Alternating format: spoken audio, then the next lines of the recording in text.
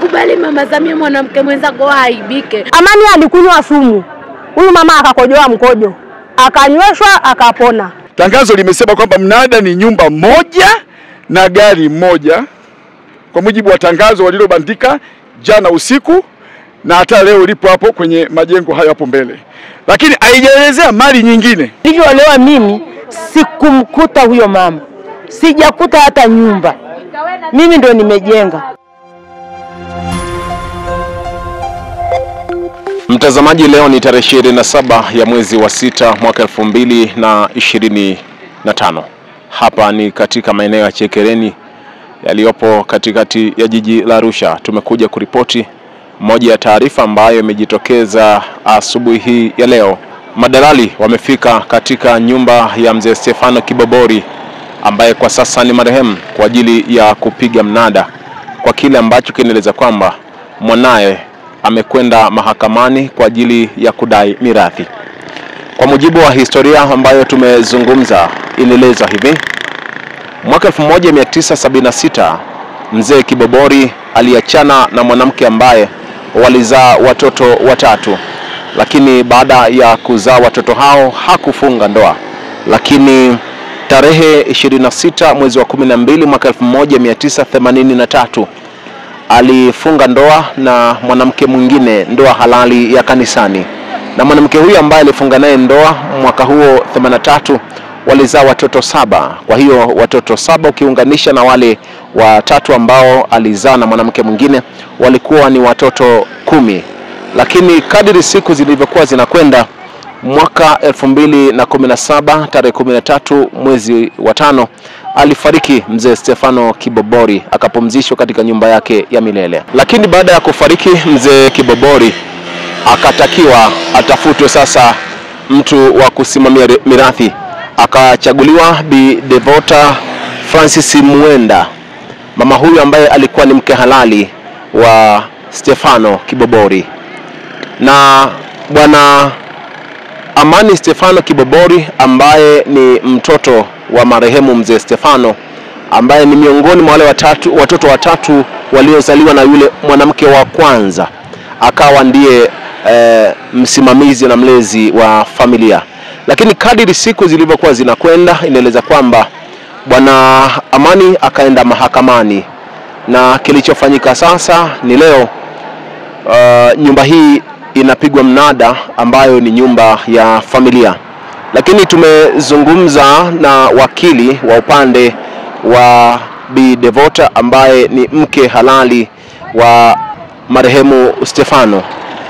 Ametueleza mengi kile kilichopo na nini kinachoendelea. Lakini katika nyumba hii tayari kumeshabandikwa mabango kwa ajili ya mnada siku hii ya leo. Alikuwa unasema kila siku, sisi ndio rafiki yako, sisi ndio ndugu zako. Babangu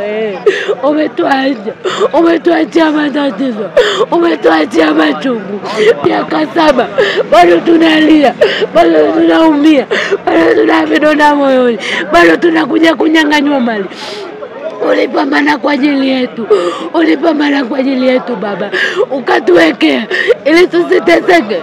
Lakini leo baba tunanyang'anywa hivi hivi tukiwa tunaona, kwa sababu hatuna elimu, hatuna pesa, hatuwezi kujitetea. Mungu wangu Mungu Mungu siwezi kuongea, siwezi tena. Mungu baba yetu uliondoka ghafla, lakini ulikabidhi kila mtu ulimpa haki yake. Kilichobaki ulikibakiza kwa ajili ya mke wako na familia yako. Leo hii mke wako ananyang'anywa mali zake, ananyang'anywa bila sisi kukubaliana.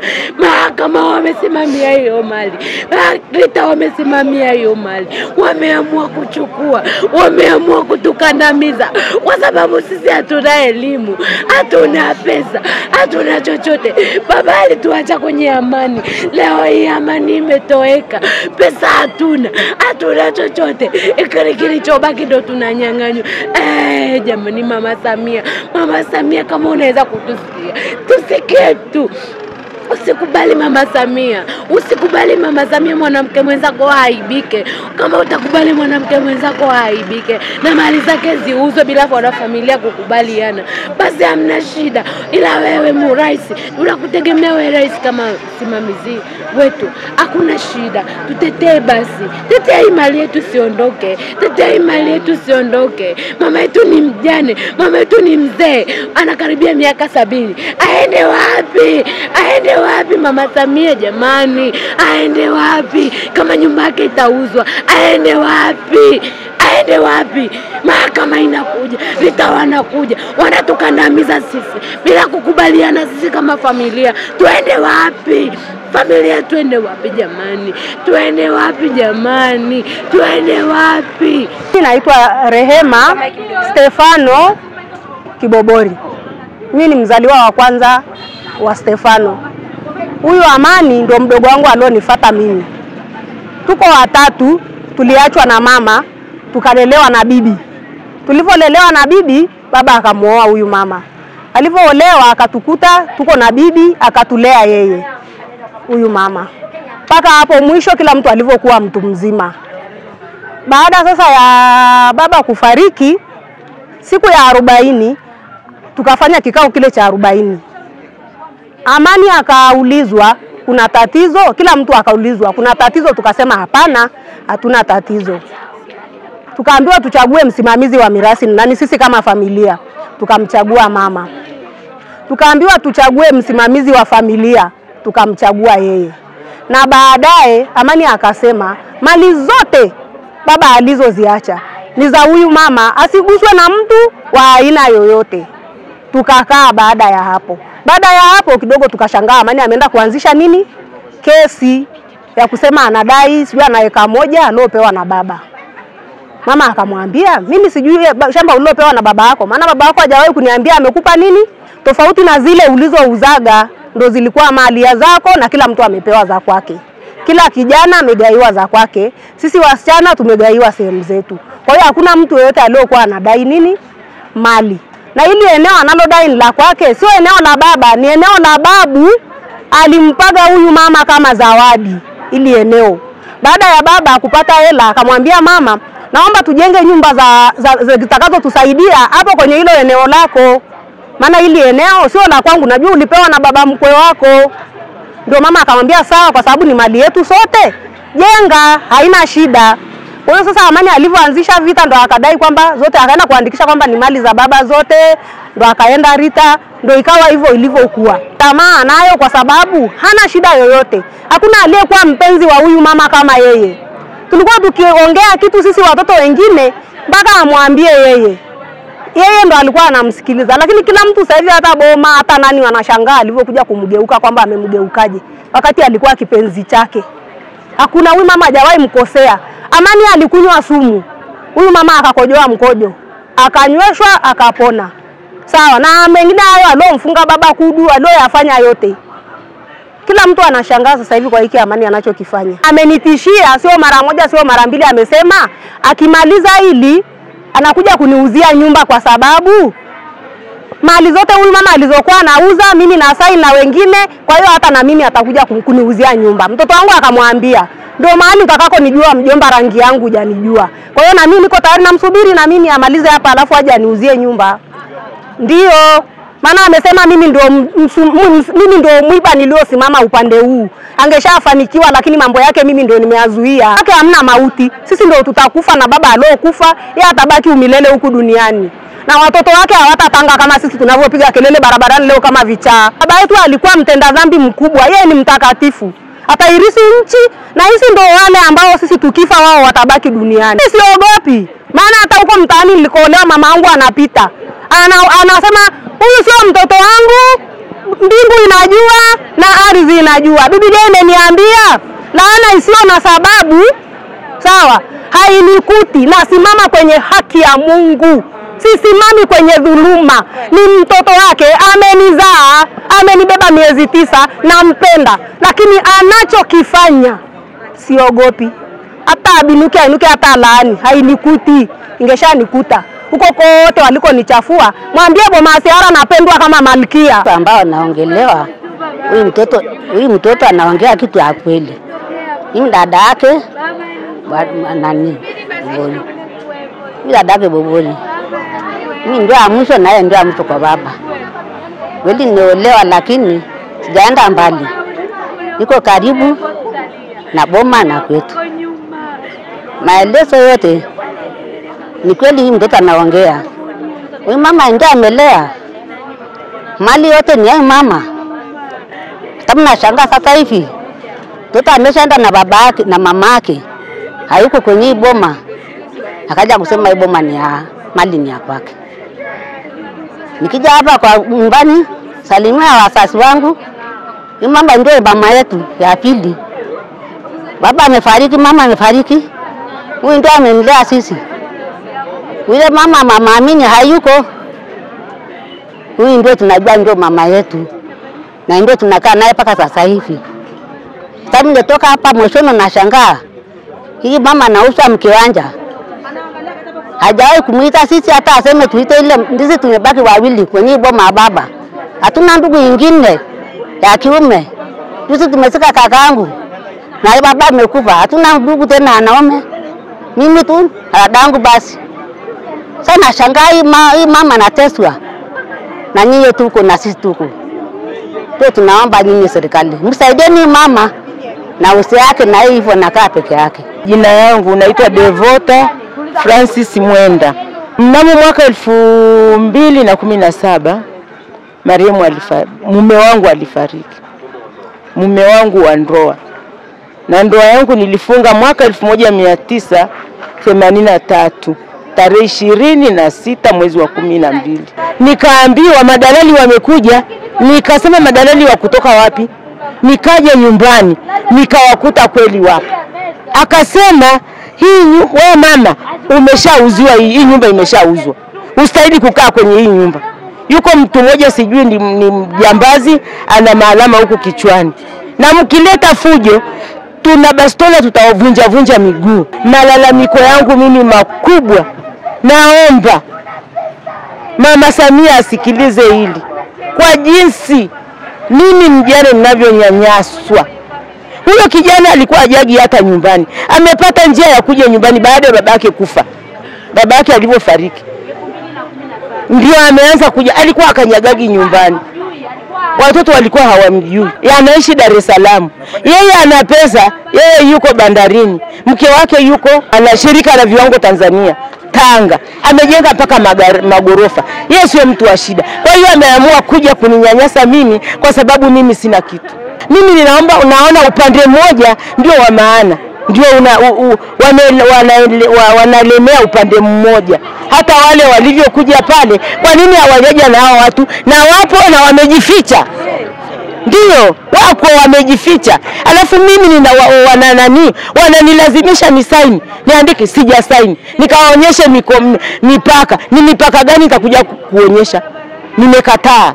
Mimi msimamizi wa mirasi, yeye ni msimamizi wa familia. Labda alikuwa anataka kunioa mimi, ndio maana ananifanyia hili visa. Naitwa Baraka Sulus, ni wakili wa Mahakama Kuu ya Tanzania. Ni shauri la mirasi ambalo lilitokana na shauri namba 26 la mwaka 2022 ambalo kimsingi lilikuwa limeanzia mahakama ya mwanzo ya Arusha mjini, ambayo inafahamika kama mahakama ya Maromboso. Kwa watu wengi nadhani mnaifahamu hiyo. Mahakama ya mwanzo ilimteua Mama Devota Kiboboli Mole kuwa msimamizi wa mirathi ya marehemu mume wake. Akajitokeza inayofahamika kama ni kijana wake mmoja ambaye aliamua kukata rufaa kwenye mahakama ya wilaya, akipinga uteuzi wa Mama Devota kuwa msimamizi wa mirathi hiyo. Mahakama ya wilaya ikathibitisha uamuzi wa mahakama ya mwanzo ya Arusha mjini, kwa maana kwamba ile rufaa ilipigwa chini. Kwa hiyo huyo bwana hakuweza kuridhika, kwa sababu ni haki yake ya kikatiba kama kwa raia yoyote ambaye hajaridhika na maamuzi anakuwa na haki ya kukata rufaa. Akakata rufaa kwenda Mahakama Kuu ya Tanzania, ambapo Mahakama Kuu ya Tanzania kanda ya Arusha kupitia Mheshimiwa Kamuzora ilikubaliana na hoja ya kisheria ya kwamba fomu namba 2 ya mirathi haikuwa imejazwa kwenye mahakama ya mwanzo, na hivyo ikafuta maamuzi ya mahakama ya mwanzo ya Arusha mjini na vile maamuzi ya mahakama ya wilaya ambayo ilikuwa imebariki yale maamuzi. Lakini mahakama kuu hiyo hiyo ikaendelea kutoa amri au maelekezo ya kwamba shauri lianze upya mbele ya hakimu mwenye mamlaka kamili ya kisheria. Kwa lugha yetu ya mahakamani kule ya Kiingereza, ile hukumu pale kwenye mstari wa mwisho ilieleza kwamba the matter has to start afresh before the magistrate who has a competent jurisdiction. Hayo ndio yalikuwa ni maamuzi ya Mahakama Kuu ya Tanzania kwenye shauri namba 26 la mwaka 2022. Upande ule ambao ulikuwa umekata rufaa kwa mara nyingi, kwa mara mbili, haukuridhika na mwenendo ule na wala haukufuata maelekezo ya mahakama kwamba warudi kwenye mahakama yenye hakimu ambaye mwenye mamlaka ya kutoa maamuzi. Lazima tuelewe fika kwa nini Mahakama Kuu ilisema vile mbele ya hakimu mwenye mamlaka ya kutoa, mwenye mamlaka ya kuendesha kesi na kutoa maamuzi. Kwa sababu moja, na hii ninatoa iwe kama ni elimu kidogo kwa umma, mamlaka ya mahakama za mwanzo yamejikita kwenye mashauri ya mirathi ambako marehemu alikuwa ni muumini wa dini ya Kiislamu na mirathi ambayo ni marehemu alikuwa akiishi kimila, yani alikuwa hana dini. Kwa hiyo lazima lile shauri lilipaswa sasa lianzie mahakama ya wilaya ambako pale ndiko kuna hakimu mkuu mkazi mwenye mamlaka ya kuendesha hilo shauri. Kama mmoja kati yao kama vile Mama Devota au kama huyo aliyekata rufaa angeamua kwenda kutekeleza yale maamuzi ya Mahakama Kuu, lakini hakuna mmoja kati yao aliyekwenda na kuanzisha kesi upya kule chini kama ilivyokuwa maamuzi ya Mahakama Kuu kwenye kesi namba 26 ya mwaka 2022. Badala yake yule aliyekuwa mkata rufaa ilibidi aende sasa ofisi ya katibu tawala ya Arusha, akaandika na barua ya kwamba familia imeshindwa kukaa pamoja, imeshindwa kuelewana na kutekeleza maelekezo ya Mahakama Kuu ambayo iliwataka waende wafungue shauri la mirathi upya mbele ya hakimu mwenye mamlaka. Katibu tawala baada ya kupokea malalamiko hayo akatimiza wajibu wake na yeye wa kiutawala, akaiandikia mamlaka ya kabidhi wasii mkuu wa serikali waweze kulishughulikia hilo.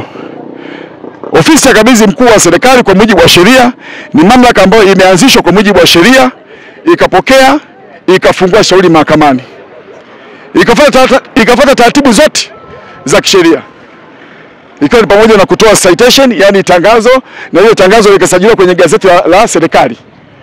Kwa hiyo ofisi ya kabidhi mkuu wa serikali ikafanya taratibu zote za kisheria, ikakamilisha kwenye muktadha huo. Kesi ikaanza kusikilizwa Mahakama Kuu. Sasa hapo baadaye ya kwenda kuanza kusikilizwa kwa hakimu kwa mujibu wa maelekezo ya awali ya Mheshimiwa Jaji Kamuzora aliyoelekeza kwamba yaende yasikilizwe kwa hakimu mwenye mamlaka, ikabidi RITA wakafaili maombi Mahakama Kuu. Mahakama Kuu ikayapokea, ambako Mheshimiwa Jaji naye alikubali na hoja za jaji wa awali kwamba shauri lianze upya.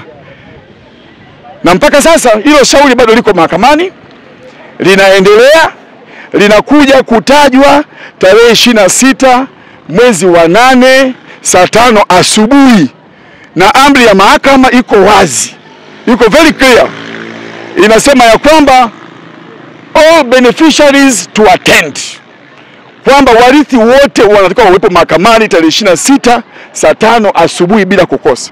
Mamlaka ya msimamizi wa mirathi yapo chini ya kanuni namba 101 ya kanuni za sheria za mirathi Tanzania. Kifungu kile kinampa mamlaka msimamizi wa mirathi to dispose any property, yani kuuza mali ya marehemu, lakini kwa mujibu wa kifungu namba 99 ambacho ndio kinampa nguvu ya kuvaa viatu vya marehemu kama angekuwa hai na yeye angefanya mgawanyo au mauzo kwa namna ile. Kwa hiyo hiyo ni sheria. Sasa tukija kwenye muktadha kwamba nini kifanyike, kwa maoni yangu binafsi ilikuwa ni kutumia busara tu. Tarehe 26 mwezi wa 8 sio mbali, na ile amri ya mwisho ya mahakama ilivyosema kwamba saa 5 kamili siku ya tarehe 26 mwezi wa 8 warithi wote wa marehemu wafike Mahakama Kuu ya Tanzania kanda ya Arusha. Kwa hiyo ingetumika tu prudence ya hali ya juu na kwenye ukomavu wa kutunza amani katika jamii, tungesubiri tarehe 26 mwezi wa 8.